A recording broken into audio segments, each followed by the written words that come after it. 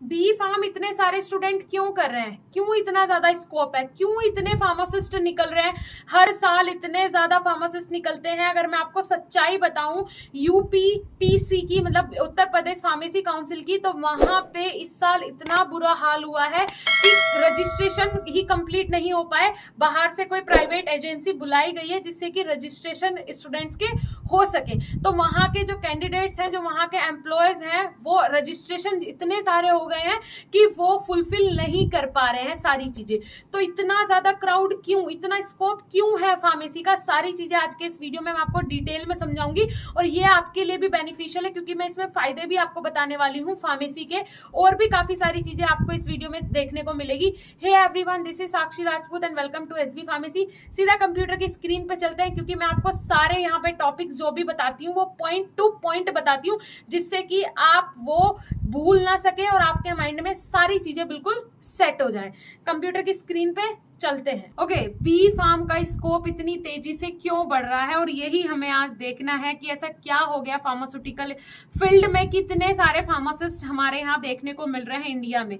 तो सबसे पहला पॉइंट जो यहाँ पे है वो तो यही कवर होता है कि कोरोना के बाद, आफ्टर कोरोना, बहुत ज्यादा स्कोप हो गया है फार्मेसी का, बहुत ज्यादा स्कोप हो गया है। और फार्मेसी का ही क्या बोलूं, पूरे हेल्थ केयर सिस्टम में बहुत ज्यादा स्कोप सब देखने को मिल रहे हैं। जितने भी, अगर मैं बात करूं, पैरामेडिकल कोर्सेज हैं उनमें भी काफी ज्यादा इंप्रूवमेंट देखने को मिला है और काफी सारे स्टूडेंट्स पैरामेडिकल में भी एडमिशन ले रहे हैं। ठीक है, तो आफ्टर कोरोना के टाइम के बाद ये जो फील्ड है वो बहुत तेजी से ग्रो किया है ना। और आप खुद भी देख रहे हैं इतने सारे फार्मेसी कॉलेज अभी बन रहे हैं और फार्मेसी काउंसिल ऑफ इंडिया उन्हें अप्रूवल भी दे रहा है। तो इसका कारण क्या है, या तो इस पर रोक लगा दी जाए कि कुछ साल के लिए किसी भी फार्मेसी कॉलेज के लिए अप्रूवल नहीं मिलेगा, क्योंकि इतना कंज्यूम नहीं कर पा रहा है हमारा देश। और कैसे करेगा, इतने सारे फार्मासिस्ट आएंगे, जॉब कहाँ से मिलेगी। फिर यही बात होगी कि बेरोजगारी है ना। तो उस चीज को अगर रोकना है तो हमारी सरकार को इसके लिए एक्शन लेना पड़ेगा, या तो किसी को भी अप्रूवल ना दिया जाए, जिससे कि जितने फार्मासिस्ट निकल रहे हैं अभी वो इनफ है, वो भी बहुत ज्यादा है, और नए नए कॉलेज हर जगह दोबारा से बनाए जा रहे हैं। तो देखिए, पहला ही पॉइंट यहाँ पे है अनएम्प्लॉयमेंट। क्या बी फार्म करने के बाद अनएम्प्लॉयमेंट, बेरोजगारी है, क्या ये सही है बोलना? तो मैं बोलूंगी बिल्कुल नहीं, ये सही नहीं है। क्योंकि बी फार्म करने के बाद आप खुद का मेडिकल स्टोर डाल सकते हैं, जन औषधि केंद्र खोल सकते हैं, मैंने आपको बताया, खुद की फार्मास्यूटिकल इंडस्ट्री आप डाल सकते हैं, उसके लिए भी मैंने कंप्लीट वीडियो बनाया है। और आप खुद का बहुत सारे काम ऐसे कर सकते हैं जो कि आप एज अ फार्मासिस्ट कर सकते हैं। ठीक है, साथ ही साथ आप एक हेल्थ केयर डिपार्टमेंट में एक बहुत ही इंपॉर्टेंट रोल प्ले करते हैं, तो आप लोगों की सेवा भी कर सकते हैं, है ना। बहुत सारी चीजें ऐसी हैं जो कि एज अ फार्मासिस्ट आप कर सकते हैं। फार्मास्यूटिकल इंडस्ट्रीज इतनी सारी हैं क्योंकि मेडिसिन का जो बोल सकते हैं कंजप्शन इतना ज्यादा हो रहा है कि उसके लिए फार्मास्यूटिकल इंडस्ट्रीज बहुत सारी हैं। अगर इंडस्ट्रीज हैं तो एम्प्लॉयमेंट भी वहां पे होगा, जो आपको एज अ एम्प्लॉय भी वहां पे अपॉइंट किया जाएगा। कैंपस में प्लेसमेंट बहुत ज्यादा होते हैं। साथ ही साथ अगर इतने सारे कॉलेजेस बन रहे हैं तो वहां पे एज अ फैकल्टी भी आप जॉब कर सकते हैं। तो अनएम्प्लॉयमेंट नहीं है अभी के हिसाब से। अगर मैं बात करूं, बस आपको जरूरत है आपकी स्किल्स को मजबूत करना। अनएम्प्लॉयमेंट उनके लिए है, बेरोजगारी उनके लिए है जो ना ही स्किल्स पे काम करते हैं, ना ही कॉलेज जाते हैं, ना ही उन्हें किसी चीज की नॉलेज है, सिर्फ किसी रद्दी कॉलेज से जाके उसने डिग्री ले ली है। क्योंकि इतने सारे फ्रॉड हो रहे हैं, डिग्री भी पैसों में दी जा रही है। उसके बाद अगर मैं बात करूं, सैलरी अप टू 1,50,000, वो आपके ऊपर डिपेंड करता है। मैं कई बार अपनी वीडियोस में ये बोल चुकी हूँ, आपके ऊपर डिपेंड करता है। एक फार्मासिस्ट है, ठीक है, दोनों फार्मासिस्ट हैं, दोनों बी फार्म करके आए हैं। उनमें से अगर मैं बात करूं, ए जो फार्मासिस्ट है इसकी सैलरी है 8,000 रुपए पर मंथ, और जो बी फार्मासिस्ट है उसकी सैलरी है 1,50,000 रुपए पर मंथ। ऐसा क्यों? दोनों ही फार्मेसी करके आए हैं, दोनों ही ऐसे कॉलेज से फार्मेसी करके आए जो कि फार्मेसी काउंसिल ऑफ इंडिया से अप्रूव्ड था। तो फिर ऐसा क्यों हुआ? वो इसलिए हुआ क्योंकि जो बी था इसने अपनी स्किल्स पे काम किया। पहले दिन से इसने 1.5 लाख के लिए काम किया कि मैं आफ्टर बी फार्म ये करूंगा तो मुझे ये मिल जाएगा। लेकिन उसे पहले 4 साल क्या करना पड़ा वो आप भी जानते हैं कि आपने क्या किया, जिसे 8,000 मिल रहे हैं, और वो भी जानता है जिसे 1.5 लाख मिल रहे हैं। दोनों कैंडिडेट सेम है, बट दोनों की सैलरी डिफरेंट है, दोनों का लाइफ स्टाइल अलग होगा, दोनों का रहने का तरीका अलग होगा, दोनों के सारी चीजें बिल्कुल अलग होगी, डिफरेंट होगी, है ना। तो वो है आपकी स्किल्स के ऊपर, आपकी स्किल्स मजबूत होगी तो फार्मास्यूटिकल इंडस्ट्री हो या फार्मास्यूटिकल का कोई भी डिपार्टमेंट हो, वो खुद से आपको आएगा लेने के लिए कि हमारे लिए काम करो।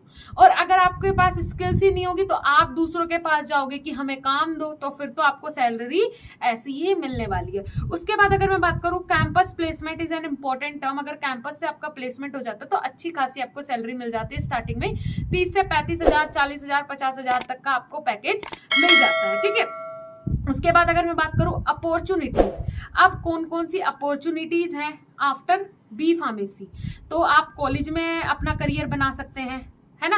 आप फैकल्टी मेंबर्स एज मैंने जैसे कि बताया इतने सारे कॉलेज खुल रहे हैं तो उसमें टीचर्स भी चाहिए। इंडस्ट्री में जा सकते हैं, फार्मास्यूटिकल इंडस्ट्री में आप लेबोरेटरी में अपना फ्यूचर बना सकते हैं। आप हॉस्पिटल में as a hospital pharmacist, clinical pharmacist जो होता है वो क्या होता है, डी जो फार्म डी करता है वो क्लिनिकल फार्मासिस्ट बनता है हॉस्पिटल में, है ना। उसके बाद अगर मैं बात करूँ क्लिनिक पे, कोई भी नॉर्मल क्लिनिक जो होता है किसी भी डॉक्टर का, किसी भी फिजिशियन पे, वहां पे एज अ फार्मासिस्ट आप काम कर सकते हैं।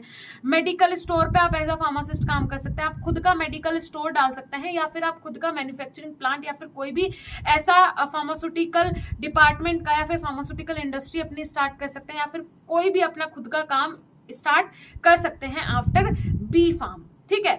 तो ये इतने सारे अपॉर्चुनिटीज हैं। बी फार्म करने के बाद आप यहाँ अपना फ्यूचर बना सकते हैं और साथ ही साथ बी फार्म करने के बाद अनएम्प्लॉयमेंट तो नहीं है। और स्कोप इसका ज़्यादा क्यों हो रहा है वो भी मैंने आपको बता दिया, क्योंकि मेडिसिन जो है ना वो एक ऐसा क्षेत्र है जो डाउनफॉल में जा ही नहीं सकता, हमेशा ऊपर की तरफ जाएगा, नीचे की तरफ कभी नहीं जाएगा, क्योंकि बीमारियां हमारे यहाँ बढ़ती रहेंगी और पूरे वर्ल्ड में बढ़ती रहेंगी और फार्मास्यूटिकल इंडस्ट्रीज हमेशा ग्रोथ करती रहेंगी। तो इसलिए इसका स्कोप ज्यादा हो रहा है, लेकिन रेस्ट्रिक्शंस बहुत जरूरी है। रेस्ट्रिक्शंस लगाना सरकार का बहुत जरूरी है, क्योंकि नाजायज फायदा उठाया जा रहा है। बहुत सारे ऐसे कॉलेजेस हैं जो कि पैसे देके डिग्री दे रहे हैं और ये बिल्कुल ही गलत है, बिल्कुल ही गलत है। इसीलिए हमारे देश में एक फार्मासिस्ट की वैल्यू नहीं है और कहीं ना कहीं ये गलती है हमारी गवर्नमेंट की भी, क्योंकि गवर्नमेंट के पास हर एक चीज का डाटा होता है। गवर्नमेंट के पास ये तो डाटा है कि हमारा बैंक मींस एक अकाउंट में है, दूसरे अकाउंट में है, वो तो उसने सब एक आधार कार्ड से लिंक करवा दिया,